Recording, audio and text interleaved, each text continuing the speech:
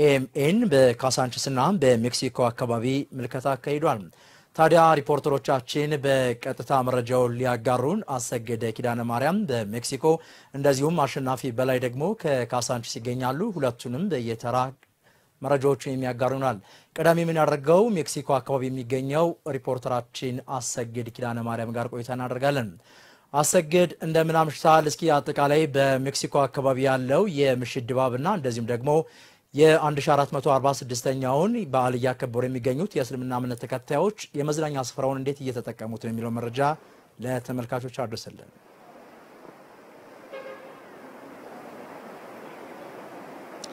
አመሰግናለሁ ሳህለ ገብርኤል። እንዴት አምሽታል? ተመልካቾችም እንዴት አምሽታችኋል? ለመላው እስልምና እምነት ተከታዮች ሁሉ ደግሞ እንኳን ለ1446ኛው የኢድ አል አድሃ አረፋ በዓል በሰላም አደረሳችሁ ማለት እወዳለሁ። እንግዲህ ሜክሲኮ አካባቢ ይገኛለሁ። እዚህ ሜክሲኮ አካባቢ ያለው የበዓል ድባብ እንግዲህ ከጀርባዬ እንደምትመለከቱት ሞቅ ደመቅ ያለ ነው። እንግዲህ በበዓላት በርካታ ሰዎች ከቤተሰቦቻቸው ጋር በመሆን በቤት ውስጥ የተለያዩ ባህላዊና ሃይማኖታዊ ስነ ስርዓቶችን በማድረግ በዓልን በቤት ውስጥ ተሰባስበው ያሳልፋሉ። ከዛ ባለፈ ደግሞ ከወዳጆቻቸው ጋር በመሆንም እንግዲህ ከቤት ውስጥ ከሚደረገው ስነ ስርዓት ባሻገር ወደ ህዝባዊ መዝናኛዎች በመሄድም እንግዲህ በዓላትን ያከብራሉ። ከዛ ባለፈም ደግሞ በማክበርም እንግዲህ ሚሞሪዎችን ያስቀራሉ ማለት ነው። እንግዲህ ዛሬም የኢድ አል አድሃ አረፋን በዓል ምክንያት ማድረግ እኛም እዚህ ሜክሲኮ አካባቢ ቀደም ብለን ተገኝተን ነበር። በርከት ያሉ ሰዎችም እንግዲህ እዚህ አካባቢ እየተዝናኑ አግኝተናቸዋል ማለት ነው። እንግዲህ የዛሬው የከተማችን የአየር ንብረት ሁኔታ እንግዲህ አንዲ ፀሐይ አንዲ ደግሞ ዝናባማ ነበር። በዛ ምክንያት እንግዲህ ይሄ አካባቢ ከቀን ጀምሮ ተገኝተን ሁኔታውን አይተን ነበር። ዝናብም ሆኖ በርከት ያሉ ሰዎች ወደዚህ አካባቢ መጥተው የተዝናኑ ተመልክተናል ማለት ነው። እንግዲህ በበዓላት ሰሞን በተለይ ወደ መናፈሻ ስፍራዎች በመሄድ ከወዳጅ ዘመድ ጋር ጊዜን ማሳለፍ የተለመደ ነው ማለት ነው። እንግዲህ ዛሬም የበዓሉ ምክንያት ማድረግ በርካታ ሰዎች እዚህ አካባቢ መጥተው በዓሉን እያሳለፉ ይገኛል ማለት ነው። እንግዲህ በከተማችን አዲስ አበባ ባለፈው አንድ አመትና ከዛ ለሚበልጥ ጊዜ ከተከናወኑት ተግባራት መካከል አንደኛው የኮሪደር ልማት ነው። በኮሪደር ልማቱ እንግዲህ በርከት ያሉ ህዝባዊ ስፍራዎች በከተማችን ተሰርተዋል። እነዚህ ህዝባዊ ስፍራዎች ደግሞ በርካታ የከተማው ነዋሪዎች የረፍት ጊዜና እንዲሁም እንዲህ አይነት በዓላትን እንዲያሳልፍ ምቹ ሁኔታን ፈጥሯል ማለት ነው። እንግዲህ የኮሪደር ልማት ዋነኛ ዓላማውም እንግዲህ ከተማዋን ውብ ከማድረግ ባለፈ እንዲህ አይነት ህዝባዊ ስፍራዎችን በማስፋት ሰዎች እንዲህ አይነት ሃይማኖታዊ በዓላዊና እንዲሁም ደግሞ የማህበራዊ ጉዳዮችን በጋራ እንዲያሳልፉ ምቹ ማድረግ ነው። እንግዲህ እነዚህ ህዝባዊ ስፍራዎችም ይሄንን ያሳኩ ስራዎች ናቸው ማለት ነው። በዚህ ስፍራ እንግዲህ በርከት ያሉ ሰዎች ከቀን ጀምሮ ተገኝተን ስንመለከት እንግዲህ ከልጆቻቸው ጋር ከወዳጆቻቸው ጋር እንዲሁም ጓደኞቻቸው ጋር በመሆን ፎቶ በመነሳት ትውስታዎችን በማስቀረት ጭምር የተለያዩ ነገሮችን በማድረግ በዓሉን እያከበሩ ይገኛል። እዚህ አካባቢ እንግዲህ ለመዝናኛ የሚሆን ወይ ደግሞ ፎቶ ለመነሳት የሚያገለግሉ በርከት ያሉ መሰረተ ልማቶችም የተገነቡለት ስፍራ ነው። ፋውንቴንን ጨምሮ አረንጓዴ ስፍራ በርካታ ነገሮች የተገነቡበት ስፍራ ነው ማለት ነው። እንግዲህ ሰዎች የኢድ አል አድሃ አረፋ በዓልን እዚህ ሜክሲኮ አካባቢ እንዲህ ባለ መልኩ ደመቅ ባለ መልኩ እያከበሩ ይገኛል ማለት ነው። ከዛ ባለፈም እንግዲህ እዚህ ሜክሲኮ አካባቢ ሌሎች የተገነቡ ህዝባዊ ስፍራዎችም አሉ። እነሱንም መመልከት ይችላል ነበር። በዛ አካባቢ እንግዲህ በርከት ያሉ ሰዎች በዓሉን እያከበሩ ይገኛል ማለት ነው። እንግዲህ በዓል ሲሆን ደግሞ ረፍት እንደመሆኑ መጠን ከሃይማኖት ተከታዮች በተጨማሪ ደግሞ ሌሎች የከተማዋ ነዋሪዎችም በዚህ የመዝናኛ ስፍራዎች ላይ በመምጣት እያከበሩ እንደሆነ መመልከት ይችላል ማለት ነው። እንግዲህ በከተማችን አዲስ አበባ በተገነቡት እንዲህ አይነት ህዝባዊ ስፍራዎች ላይ ከቀን ወደ ቀን የመቶ የሚዝናኑ ሰዎች ቁጥር እየጨመረ መጥቷል። ከከተማዋ ነዋሪ በተጨማሪ ደግሞ ከከተማዋ አቅራቢያና እንዲሁም ከክፍለ ሀገር ጭምር እየመጡ እንዲህ አይነት የመዝናኛ ስፍራዎች ላይ ሰዎች ጊዜ ማሳለፍን እየለመዱ መጥቷል ማለት ነው። እንግዲህ ከቅርብ ጊዜ እኛም በዘገባችን እንደምንመለከተው በርካታ ሰዎችን በእንዲህ አይነት ስፍራዎች ላይ እየተመለከትን ነው። ዛሬም እንግዲህ የኢድ አል አድሃ አረፋን በዓል ምክንያት ማድረግም በሜክሲኮ አካባቢ ተገኝተን ምልከታ ባደረግንበት ወቅትም ይህንን መታዘብ ችለናል ማለት ነው። በርከት ያሉ ሰዎችም እዚህ አካባቢ በዓሉን ምክንያት ማድረግ ከቤተሰቦቻቸው ጋር ከወዳጆቻቸው ጋር ጊዜን እያሳለፉ ይገኛል ማለት ነው። ሳህለ ገብርኤል መልካም ሪፖርተራችን አሰገደ ኪዳነ ማርያም ከሜክሲኮ አካባቢ አጠቃላይ የምሽቱን ድባብ ስላስቀኘን እናመሰግናለን።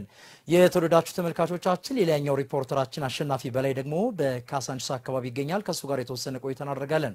አሸናፊ እንደምን አምሽታል? እስኪ አንተ በምትገኝባት አዲሷ ካሳንቺስ አጠቃላይ የምሽቱ ድባብን ይመስላል?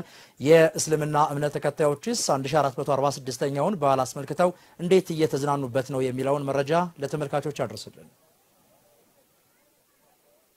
አመሰግናለሁ ሳለ እንደምን አምሽታል? ለመላው የእስልምና እምነት ተከታዮች እንኳን ለ1446ኛው የኢድ አል አድሃ የአረፋ በዓል በሰላም አደረሳችሁ ለማለት እወዳለሁ።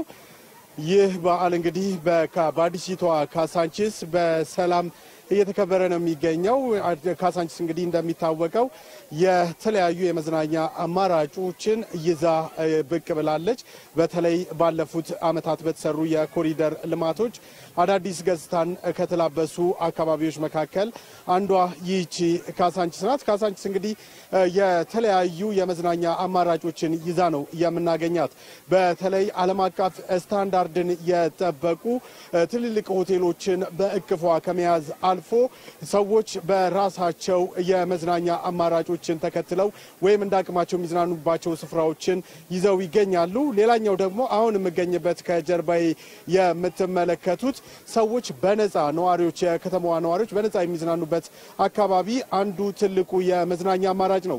እናም እንግዲህ በዛሬው ዕለት እየተከበረ የሚገኘው ከጧት ማለዳ ጀምሮ በተለያዩ ሃይማኖታዊና እንደዚሁም ደግሞ ሰዎች በቤታቸው በሚሰሯቸው የተለያዩ ክዋኔዎች የሚያከብሩትን የኢድ አልአድሃ በዓልን እንግዲህ ድምቀቱን ከጨመሩ አካባቢዎች መካከል አንዷ ደግሞ ይህቺ ካሳንቺስ ናት። በካሳንቺስ እንግዲህ የተለያዩ የበዓሉ ተሳታፊዎች እንግዲህ እየመጡ በዓሉን እያከበሩበት የሚገኝበት ሁኔታ እንዳለ ለመታዘብ ችለናል። በዛሬው ዕለት እንግዲህ ቅኝት ለማድረግ የሞከርነው ከሴቶች አደባባይ እስከ ባምቢስ የሚወስደው መንገድ ድረስ ነበር። በዚህ አካባቢዎች ውስጥ እንግዲህ ከሁለትና ከሶስት የበለጡ የመዝናኛ አማራጮች ተካተውበታል። በእነዚህ አካባቢው እንግዲህ ህዝበ ሙስሊሙን ጨምሮ የተለያዩ የከተማዋ ነዋሪዎች በፈቀዱት መንገድ እንግዲህ በዓሉን እያከበሩበት ወይም ደግሞ ጊዜያቸውን እያሳለፉበት የሚገኝበት ሁኔታ እንዳለ ለመታዘብ ችለናል። ለዚህም እንደ አማራጭነት እንግዲህ ህፃናቶች እንደዚህ በጋራ የሚያሳልፉበት አለፍ ሲል ደግሞ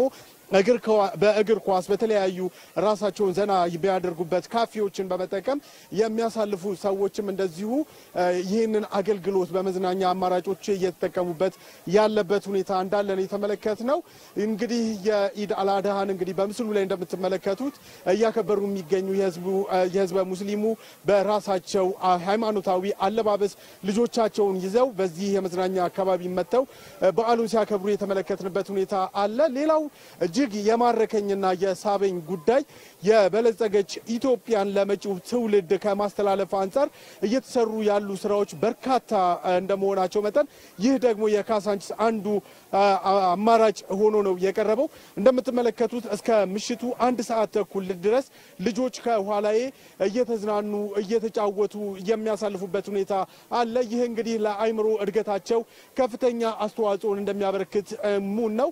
አለፍ ሲል ደግሞ ወላጆቻቸው ደግሞ ከልጆቻቸው ራቅ ብለው በጋራ ተሰባስበው ስለአለፈው ህይወታቸው ስለመጪው ጊዜ እንደዚሁም ደግሞ አሁናዊ ሁኔታቸውን የሚወያዩበትን እድል የፈጠረ ነው። ከኋላ እንደምትመለከቱት በኢትዮጵያ ለመጀመሪያ ጊዜ የሆነው የውሃ ፏፏቴም ይገኛል። ይህ የውሃ ፏፏቴም እንግዲህ ለበዓሉ አንድ ትልቅ ድምቀትን እየጨመረ ሆኖ ነው የምናገኘው። በአጠቃላይ እንግዲህ አዲሲቷ ካሳንቺስ ለአዲሱ ትውልድ ብሎም አሁን ላይ ላለነው ለነዋሪዎቿ እንግዲህ ውብ ገጽታን ውብ በዓል ውብ ጊዜን እየፈጠረች እንደሆነ መመልከት የቻልንበት ሁኔታ ነው ያለው። በአጠቃላይ እንግዲህ የበዓሉ ድባብ ይሄንን ይመስላል። እስከ ምሽቱ 1 ሰዓት ተኩል ከዛም በላይ እንግዲህ የሚቆይ ይመስላል። ከኋላ እንደምትመለከቱት በአጠቃላይ እንግዲህ የበዓሉ ድባብ ይሄንን ይመስላል። ወደ አንተ መልሳለሁ ሳለ። መልካም ሪፖርተራችን አሸናፊ በላይ ከካሳንቺስ ላደረስከን መረጃ እጅግ አድርገን እናመሰግናለን። በተመሳሳይም አሰገደ ኪዳነ ማርያም ከሜክሲኮ ላደረሳችሁን መረጃ ሁለታችሁንም እጅግ አድርጌ አመሰግናለሁ። መልካም ምሽት ተመኘው።